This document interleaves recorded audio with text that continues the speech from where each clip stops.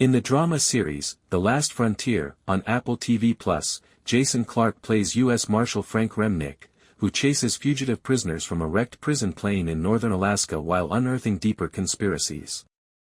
The Devil Wears a Suit and Tie, the sixth episode, intensifies the threats to the town of Fairbanks by building on the upheaval from episode 5, where a critical chip exposing a CIA cover-up was turned over and convict Romero clashed with Frank.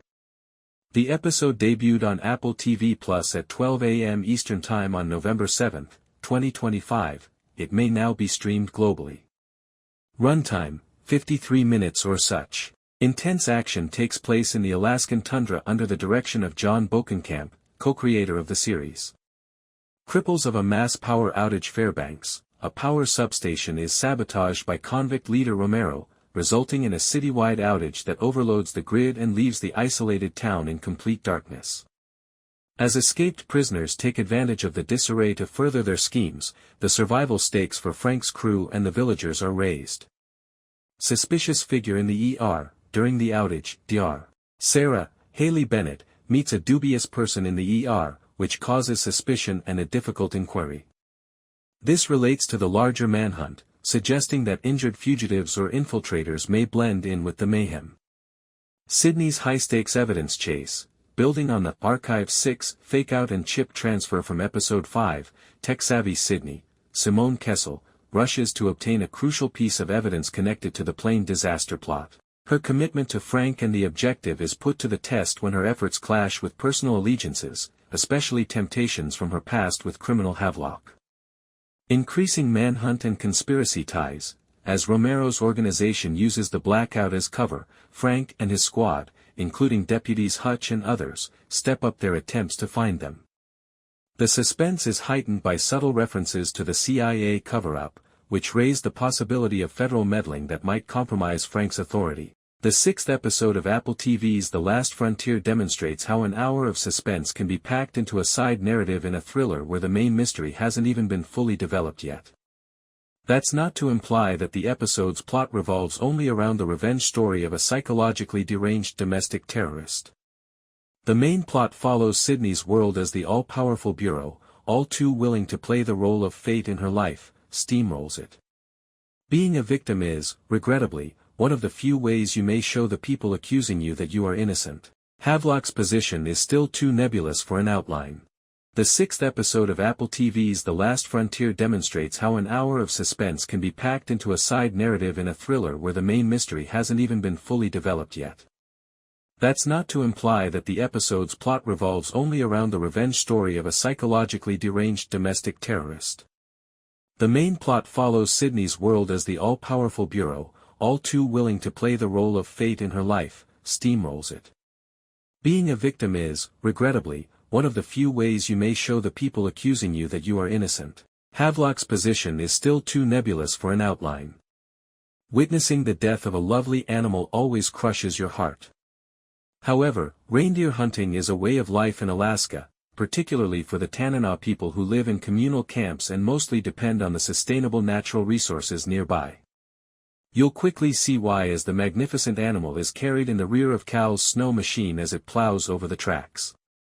Kira had managed to persevere thus far, which must have been particularly difficult given the extreme cold and her lack of clothing.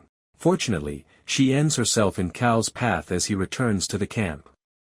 I'm not sure if Kira is acquainted with Tanana. Even if she did, though, she wouldn't be able to speak when Cal came to her aid. If Cal hadn't hunted that reindeer, she would have chilled to death. The skin that Cal removes off his kill turns out to be the only thing that can provide Kira with the warmth she needs to survive the ride to the camp. Kira's life is essentially saved by Luke's valiant attempt to entice the prisoner away. But now, where is Luke? There is no doubt that the prisoner requires Luke because he is unable to drive himself. Therefore, the whole idea was to avoid the guy, which is challenging for a child with a conscience. The man is certain that Luke will not kill him. He is the one with the weapon once more, and Luke is doing what he is told. Luke is extremely unlucky for the Good Samaritan who stops to examine the automobile he crashed. However, what exactly is this man's plan? Will he simply keep Luke by his side while he drives him across Alaska? That is comparatively typical. Furthermore, you shouldn't associate any of these individuals with normalcy. Kira recognizes the strange man who has abducted her boyfriend when the Tanana people notify the authorities and Frank arrives. Cole has nothing comforting to say about him. It turns out that Romero was a talented graduate of the Naval Academy who was personally chosen by DARPA due to his exceptional abilities as a surveillance machine engineer.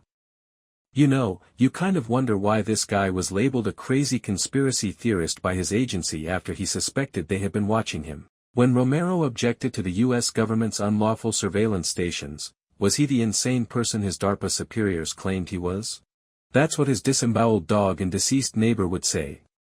However, since he contributed to the development of the robots he now despises, it's possible that he was overly knowledgeable and driven insane by his guilt. You can only imagine how difficult it must be for Frank and Sarah to confront this worry once more, regardless of his situation. They previously lost a child.